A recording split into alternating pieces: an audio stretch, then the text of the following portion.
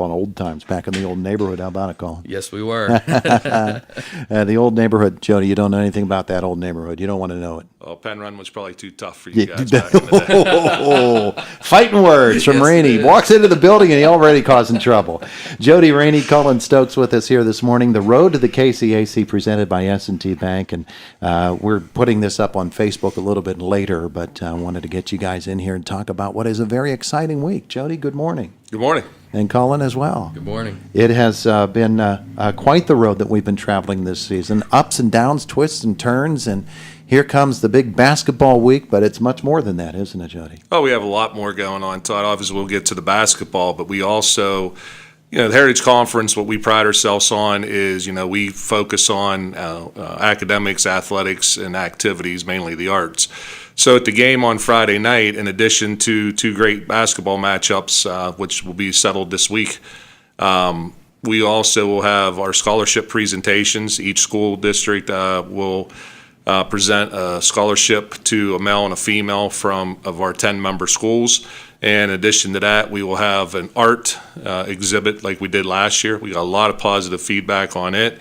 So we'll have over 40 pieces of art on an exhibit up in the upper concourse at the KCAC Friday night, which some of the talent is just amazing that's on display in the art. And then in addition, this year we added, we're going to do special recognition, kind of distinguished achievement awards for Marion Center's state championship cross-country team, Northern Cambria's state championship volleyball team, and also we'll recognize Aaron Tatino for setting a PIAA all-time touchdown receptions record. So just kind of a celebration of everything Heritage. Then obviously on the athletic side, we're going to have two championship games, and they've been well attended and well contested the last couple of years, so we're hoping for the same on Friday night. Yeah, well, we've put together these programs the last 2 years and just been amazed by the response. But those items that you just mentioned should make people come out, even if they're just casual basketball fans, just to see the achievements, the accomplishments of all of these students. It's just amazing. Well, we think that Heritage, like I said, is our concept is what we think makes our conference the premier conference is that we're celebrating the students, whatever their talents. Some students are not athletically gifted, but we do have a lot of very high achieving academic students within our conference. We have a lot of students with a lot of artistic talent. And in addition to that, like I said, we also, Marion Center and Ligonier Valley, ROTC, will be presenting the colors before each of the games. We have national anthem singers. One will be from Homer Center. The other girl is from Ligonier Valley. So it's all about the conference and highlighting them. So that's what we're hoping for. Phone call for Mr. Rainey. Phone call for Mr. Rainey. Never off the clock, Todd. Speaking of not athletically gifted, let's talk to Cullen. I'm just kidding. we were just ragging on Bolivar versus Robinson there a couple of moments ago. My hometown against yours. It was friendly rivalry. That's one of the things about the Heritage Conference, though, Cullen, is that these schools they really get after each other. But they're all for one, aren't they? They're all for the conference and for each other. Yes, they are. Yeah, it's really neat to see through different runs. I know Homer Center had a run in football here a couple years ago. Blairsville and Penns Manor in basketball. You're all kind of always texting each other, "Hey, good luck." You see the kids from all the area schools that go out and support the other schools in the playoffs. So it's a neat, kind of that friendly rivalry that goes on, but that respect once they're done. Hey, we're going to root for our league to see how far we can go. So. And there will be 4 teams playing basketball on a Friday night at the KCAC, but there's going to be every varsity jacket from every school that's going to be there. They really come out for this. This is a great event. Yeah, yes, it is. Yeah, you can see that the kids have really got behind it. The communities of the area schools have got behind it, and they come out and support the event, and it's great to see. Yeah. I know that you, from a personal standpoint, wouldn't mind if in 2 of those games there were teams dressed in blue and white uniforms either. Absolutely. Absolutely. Your school is the only one that has a boys and a girls semifinalist from this season. Yes, we're fortunate that I know Penns Manor is going to be a very tough opponent for our girls, and West Shamokin boys are going to be a tough matchup for our boys. So we're going to travel on the road and do the best we can to for our teams to punch their ticket. I guess one way or the other, there's going to be a blue and white team in the girls' championships at least. There will be at least one blue and white team, correct? Yeah. But you've watched this season unfold, Cullen, and you've been so good at keeping us up to date on where the standings are, and you're like Merlin to figure out, what are the playoff possibilities here. But it really came down to this last weekend before it was determined, which is what it's all about, isn't it? Yes, it is. It absolutely is. And, the weather last week didn't help either. We could have had it decided a little earlier than Friday evening. But it was, it's been a good stretch. There's been a lot of ups and downs and back and forth to who's in, who's out. And, we have our 4 semifinalists, and we'll have our 4 teams there for Friday night. So yeah, it's terrific stuff. Jody, a couple of years ago, I recall when the first championships were held at the KCAC, and all of the old-time Appalachian Conference guys came out, the people who were instrumental in forming the Heritage Conference. And I'm sure when they get together in whatever format and they start talking about the old days, the formation of the Heritage Conference has to come up. What a successful conference it's been. Those were the pioneers that made it happen. Well, I think they were, and we do invite them back every year. The first year we did take them out on the court and acknowledge them. And I just think that the one thing that I hope for, remember I grew up in an Appalachian school as Cullen did. We were both around in our school districts, different school districts at the time for myself, but when the Heritage was formed, and just to have those guys come out and you see the sense of pride of what they started.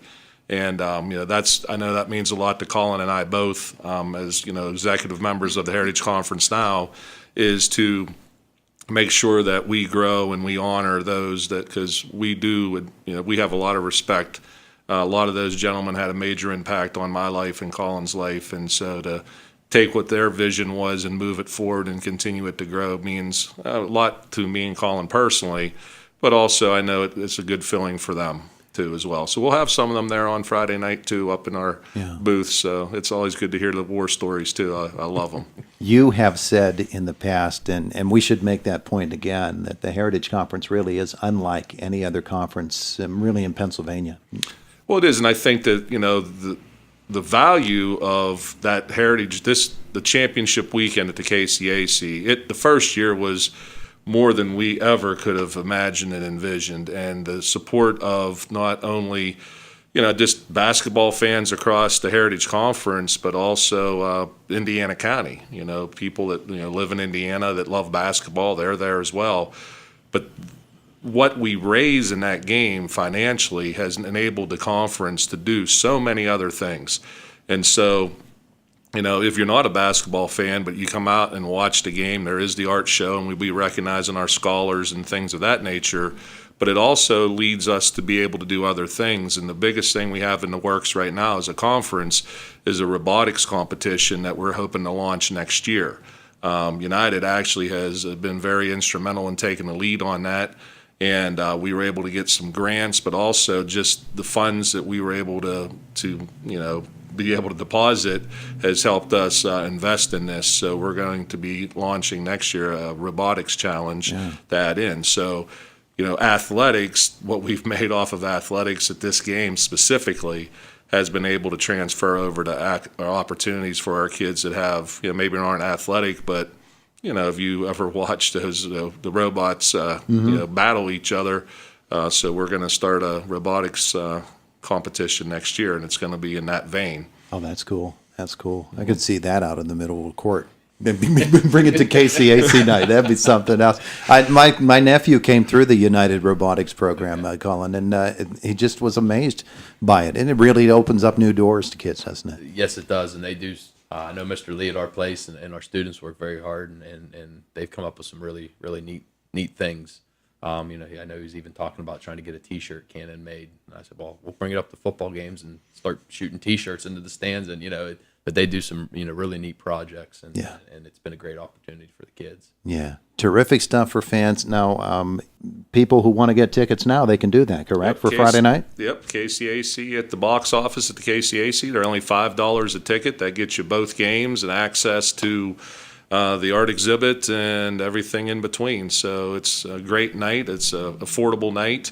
for fans. But I would suggest that if they are going to go, if they can stop and get their tickets in advance, that just keeps them from having to wait in what has been pretty long lines in the past. Yeah, you don't want to be standing out in the lobby when they're tipping off on the girls' game.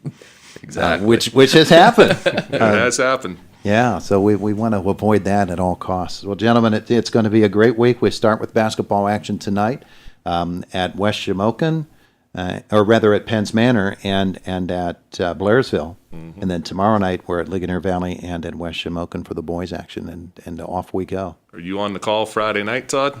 I'll be there. I think we're going to give Chuck the first game, and I'll do the second game. Well, we appreciate you guys covering the heritage and all you do to support and promote our kids. We do appreciate that. We're going to be there. We're all the way with the Heritage Conference. It's just too much fun. Gentlemen, thank you so much for coming in, visiting with us this morning. We're looking forward to a great week. Well, we'll see you Friday night, if not before. You betcha. Thanks. You betcha. It is the voice of